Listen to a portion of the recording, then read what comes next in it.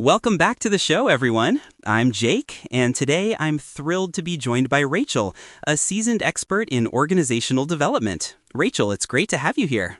Thanks, Jake. I'm really looking forward to our conversation today. It's a topic I'm very passionate about. Absolutely. Today, we're diving into navigating communication challenges for team success, a crucial subject for any thriving workplace. We'll start by really understanding those common communication barriers that often trip us up.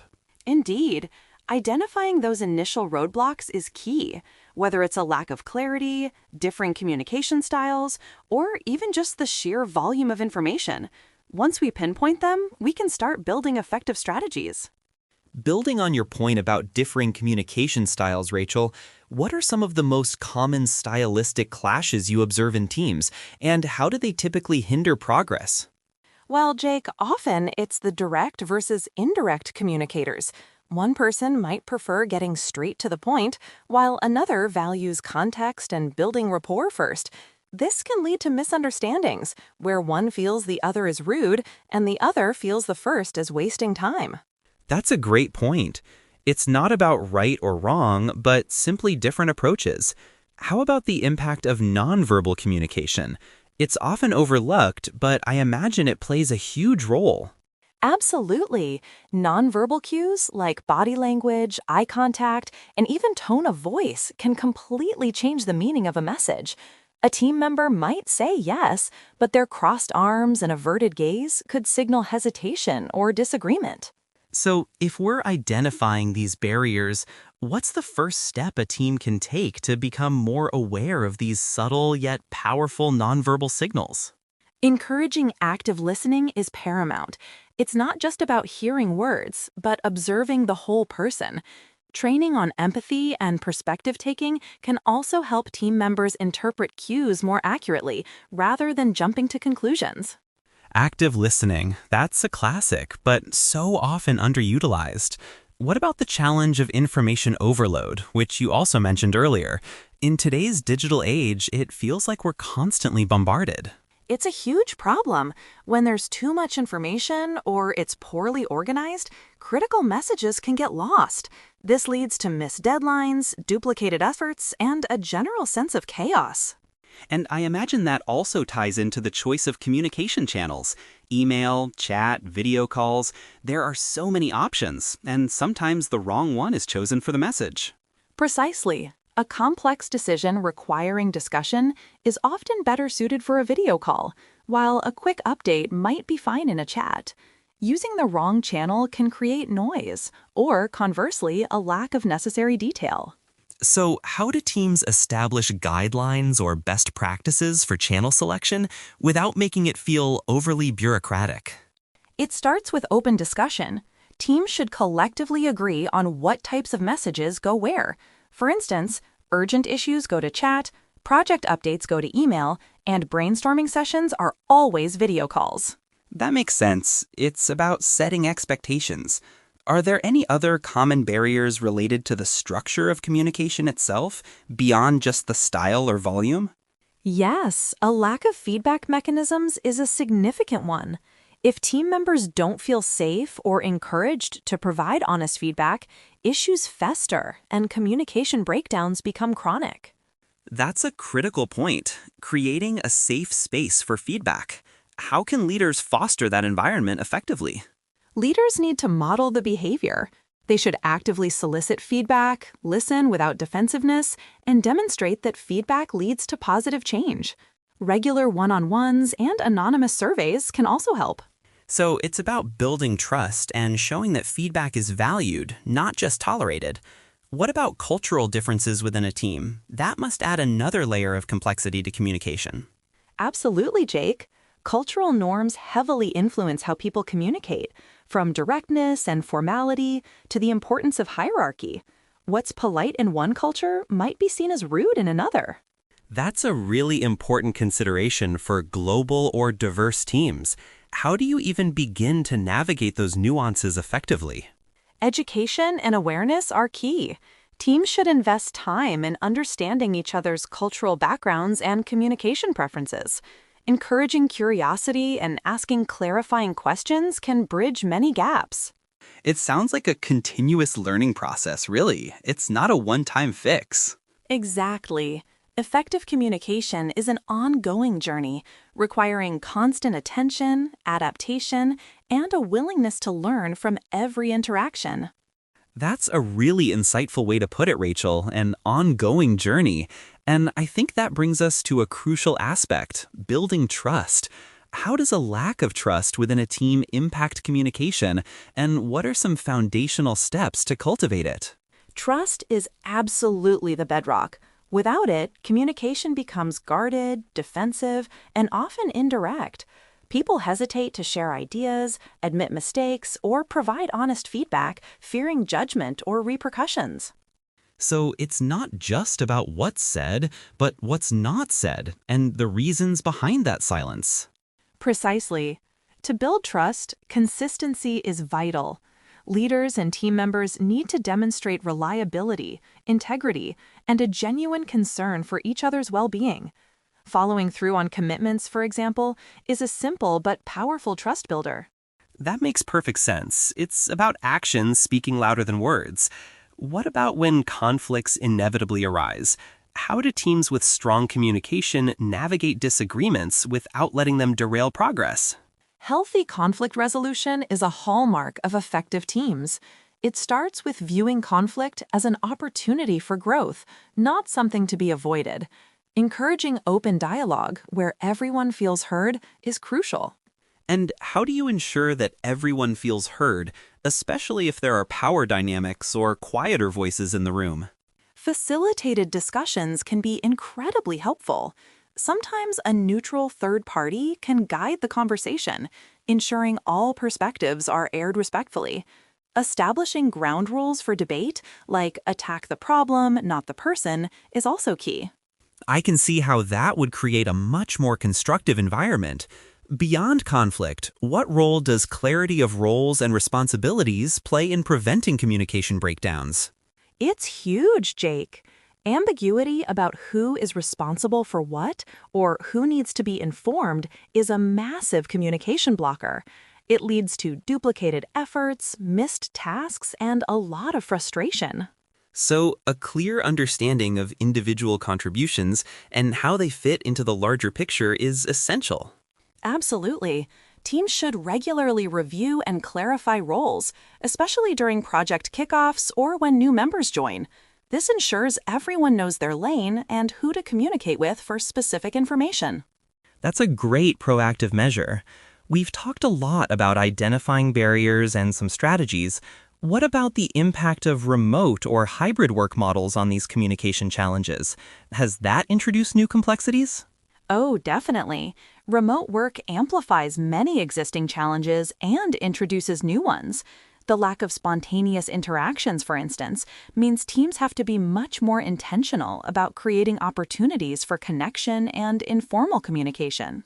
I imagine the nonverbal cues we discussed earlier become even harder to read when you're not in the same physical space. Exactly. That's why video calls become so important, and why teams need to be mindful of Zoom fatigue. It's a delicate balance between getting FaceTime and not overwhelming people with constant virtual meetings. So, for remote teams, it's not just about choosing the right channel, but also about structuring interactions to compensate for the lack of in-person cues. Precisely. And establishing clear norms for responsiveness, using asynchronous tools effectively, and ensuring everyone has equal access to information, regardless of their location or time zone, becomes paramount. It sounds like the principles remain the same, but the application requires even more deliberate effort and planning in a distributed environment. That's a perfect summary, Jake. It's about being highly intentional and continuously adapting strategies to fit the team's unique context and working model. And as we wrap up this segment, Rachel, what's one final piece of advice you'd offer to teams looking to truly master their communication? I'd say prioritize empathy. Always try to understand the other person's perspective and intent, even when their message isn't perfectly clear. A little empathy goes a long way in bridging communication gaps. That's a perfect summary, Rachel. It's about being highly intentional and continuously adapting strategies to fit the team's unique context and working model. And speaking of unique contexts, the digital tools we use daily also present their own set of communication challenges, don't they? They absolutely do, Jake. While technology offers incredible efficiency, it often strips away the nuance and emotional cues that are so vital in face-to-face interactions. A simple text message can be easily misinterpreted without the benefit of tone or body language. That's a really good point. We've all probably sent or received a message that was read completely differently than intended. So, what are some practical ways teams can mitigate this loss of nuance in digital communication? One strategy is to be more explicit in our written communication, perhaps over-explaining slightly to ensure clarity. Using emojis or GIFs judiciously can also help convey tone, but for anything complex or emotionally charged, it's always best to switch to a richer medium like a video call. That makes sense. It's about choosing the right tool for the job, and sometimes that means stepping away from text. This also brings to mind the broader concept of psychological safety, which I imagine is even more crucial when communication can be so easily misconstrued. You're absolutely right, Jake. Psychological safety is the foundation. It's the belief that one can speak up, ask questions, admit mistakes, or offer a dissenting opinion without fear of punishment or humiliation. Without it, even the clearest message can be stifled. So, how can leaders and team members actively cultivate an environment of psychological safety, especially when they're navigating these digital communication landscapes? Leaders play a huge role by modeling vulnerability, admitting their own mistakes, actively soliciting feedback, and genuinely listening without defensiveness are powerful signals. Encouraging dissent and celebrating learning from failures rather than just successes also builds that trust. That's a powerful shift in mindset, viewing mistakes as learning opportunities. Beyond reactive measures, what proactive communication strategies can teams implement to prevent roadblocks before they even appear? Establishing a communication charter or team agreement is incredibly effective. This is where a team collectively decides on their communication norms and expectations. It's not about rigid rules, but shared understanding. A communication charter? That's interesting. What kind of elements would typically be included in such an agreement? It could cover things like preferred channels for different types of messages, expected response times, meeting etiquette, and even how to handle disagreements respectfully. It ensures everyone is on the same page about how they'll interact. That sounds like it would bring a lot of clarity. Once these strategies are in place, how do teams measure their communication effectiveness? How do they know if they're actually improving? Regular check-ins are vital. This could be a quick agenda item in team meetings to discuss what's working and what's not in our communication. Anonymous surveys can also provide valuable insights, and simply observing team dynamics for signs of increased collaboration or reduced conflict is key. It sounds like a continuous feedback loop for communication itself. What are some common pitfalls you see teams encounter when they try to implement these kinds of strategies? The biggest pitfall is inconsistency. Teams might start strong with new norms, but if they don't consistently reinforce them, or if leaders don't model the behavior, the old habits quickly creep back in. It requires ongoing commitment. So it's not a set it and forget it kind of thing. It really is an ongoing journey, as you said earlier. Exactly. Effective communication is a muscle that needs constant exercise. It's about continuous learning, adapting, and a shared commitment from every team member to keep refining how they connect and collaborate. Rachel, this has been an incredibly insightful discussion. Your expertise has really illuminated the path to better team communication. Thank you for joining us today. My pleasure, Jake. It's always a joy to talk about something so fundamental to team success. And it truly is, Rachel. That idea of communication being so fundamental to team success makes me think about another crucial element, emotional intelligence. How does understanding and managing emotions impact the way teams communicate? That's an excellent point, Jake. Emotional intelligence is absolutely vital. It's about recognizing and understanding your own emotions and those of others, which directly influences how we interpret messages and react in team settings. Without it, misunderstandings can escalate quickly. So it's not just about the words, but the feelings behind them.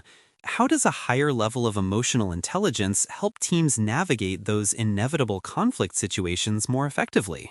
It allows team members to de-escalate tension by understanding the underlying needs or concerns, rather than just reacting to the surface-level words.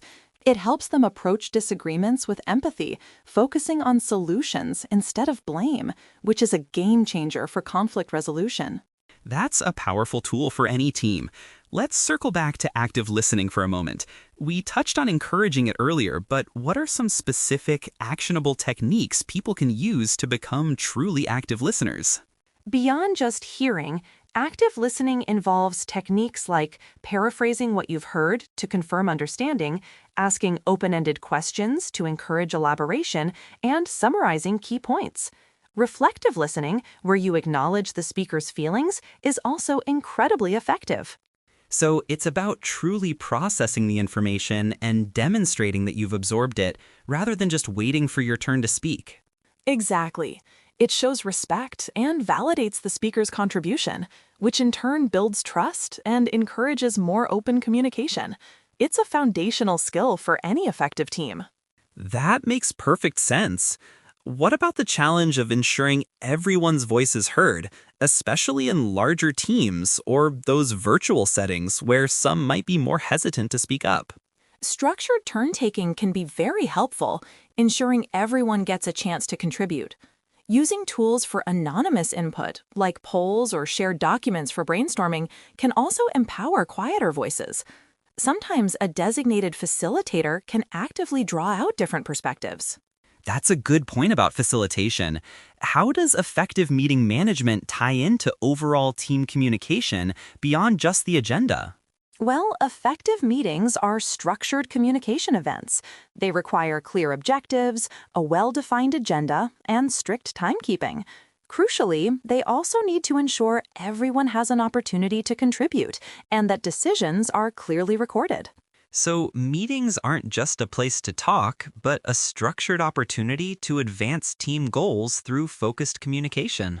Precisely. And post-meeting, clear action items, assigned responsibilities, and concise summaries are crucial to ensure that the communication translates into tangible progress and accountability. Speaking of clarity and accountability, what role does documentation and knowledge sharing play in preventing communication breakdowns, especially when team members come and go? It's absolutely critical. Centralized knowledge bases, clear process documents, and well-maintained project records reduce reliance on individual memory or tribal knowledge. This ensures information is accessible and consistent for everyone.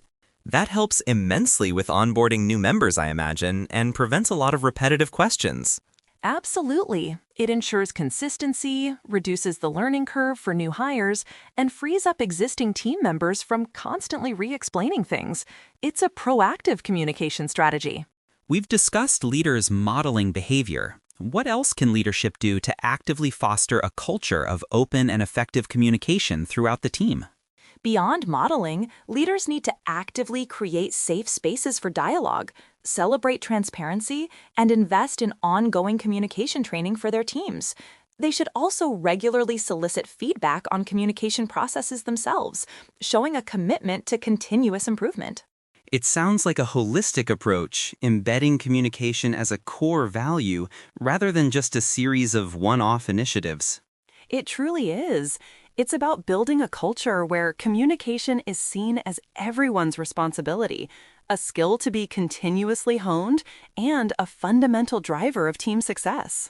Rachel, this has been an incredibly comprehensive and practical discussion. Your insights have provided so many actionable strategies for our listeners. My pleasure, Jake. It's a topic I'm passionate about because when teams communicate well, they don't just perform better, they create a more positive and engaging work environment for everyone.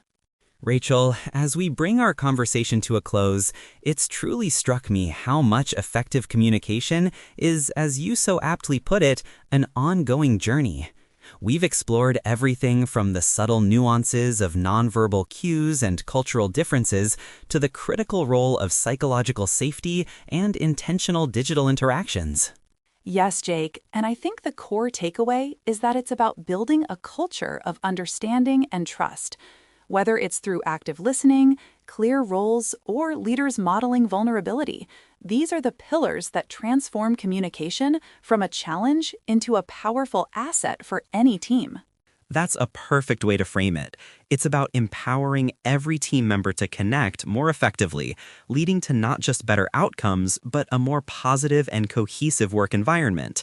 Rachel, thank you so much for this incredibly insightful discussion. My pleasure, Jake. It's always a privilege to share these ideas, and I truly hope our listeners feel equipped to foster stronger communication within their own teams.